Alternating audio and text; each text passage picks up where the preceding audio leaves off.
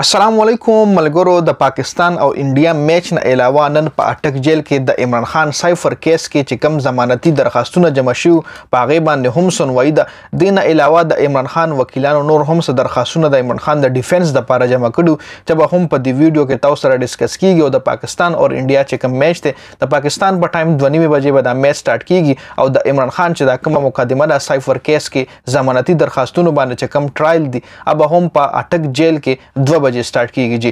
نو ویډیو مکمل وګورئ. مکمل معلومات په دې ویډیو کې تاسو سره شریک کوم او مخکې ملګرو سره ویډیو ضرور شریک کړئ. ټول نه پهله خو د پاکستان او انډیا میچ حواله سره چې زله اپډیټ درکم هغه اپډیټ دا دی تاسو لا پرون ویډیو کې ما ویلو چې 80% چانس ده باران. نو باران فلحال سهار داسې لا نه دی شوی او لګه اوریځه هم مومنت پکې راغلی. مطلب اوریځه ارورو روانه ده. نورم پکې کله لګ ډیر راښکاره شي چې کمال ته ویدر دی. نو خبرې مطلب مې دا دی چې د 50 اوور میچ کې دی چې مونږه کمپلیټ وګورو باران دا میچ ډیسټرب نه کی.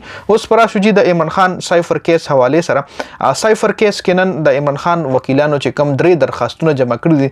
ټول نه پهله خو د عمران خان د ضمانت د پاره چې عمران خان کم گرفتاری شوی ده د یو ځل رهایی نه پس دوباره گرفتاری په سایفر کې شوی و. نو په هغه باندې جوډیشل ریماند خاطر او جوډیشل ریماند قانون دار چې جوډیشل ریماند په کم مجرم باندې وخیږي نو داغه د پاره کم ملزم باندې وخیږي نو داغه د پاره بیا ته ضمانت د پاره درخواست جمع کول شي. نو د عمران خان وکیلانو په هغه ورځ درخواست جمع کړو چې په کوم ورځ به عمران خان باندې جوډیشل ریماند خاطر نو نن داغه سنوي ده 2 بجې به دغه سنوي شروع کیږي. دین علاوه د عمران خان وکیلانو د اوپن ټرایلز د پاره هم درخواست جمع کړو چې د عمران خان د سایفر کیس ته اوپن ټرایلز وشي.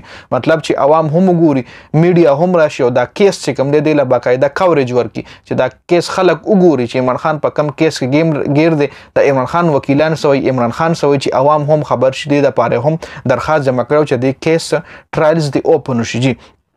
بل دریم درخواست دا جمع کړو چې اټک جیل کې جا کم مطلب دا کیس چې کوم روان دی دا اټک جیل له شفت کول دا غیر قانوني دي. د دې لپاره هم عمران خان وکیلانو درخواست جمع کړو چې د ټرایلز چې کوم دي دا باقاعده په عدالت کې وشي نه که په اټک جیل کې دوشي. نو د دې دریو کیسونو د دې دریو درخواستونو سنوي بنن په اټک جیل کې د عمران خان حواله سره کیږي. مین کیس چې کوم دی غ سایفر کیس چې آیا عمران خان ته بنن په سایفر کیس کې رهایی ملو شي کنه.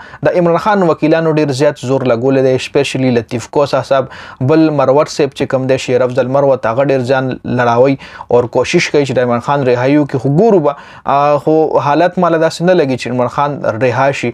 ځکه تاسو له معلومه پرون چې چودري پرویز الهی د رهایی نه پس دوباره گرفتار شوی دی.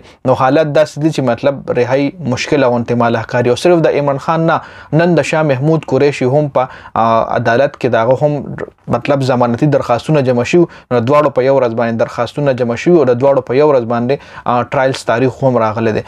نو ګورو به چې شاه محمود قریشي سره عمران خان یا دوړه رها کیږي یا دوړه نه رها کیږي یا کم پکې رها کیږي. ادي اپډیټ په لروستو ان شاء الله ویډیو کې درکوم. نو د ویډیو کتلو زیاته مننه. والسلام.